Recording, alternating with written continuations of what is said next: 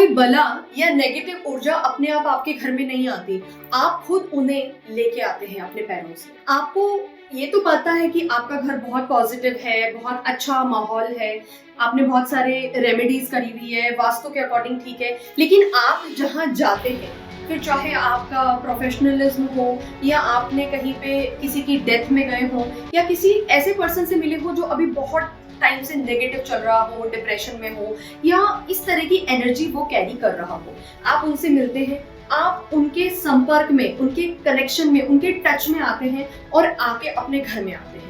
घर में आने के बाद आपको पता है, जब घर में आते हैं तो सब कहते हैं कि बाहर के जो जूते चप्पल है उन्हें बाहर ही छोड़ के हैं। क्यों कहा जाता था ऐसा?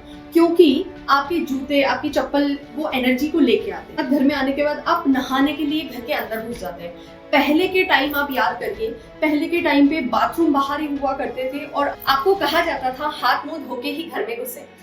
फिर आप अच्छे से हाथ मुंह धोया करते थे और फिर घर में घुसते थे। क्या था उस चीज के पीछे लॉजिक? ताकि आपकी जितनी भी नेगेटिव ऊर्जा है वो घर के बाहर ही रहे, पैरों के जरिए आपसे निकल जाए और फिर आप घर के अंदर एंटर करें।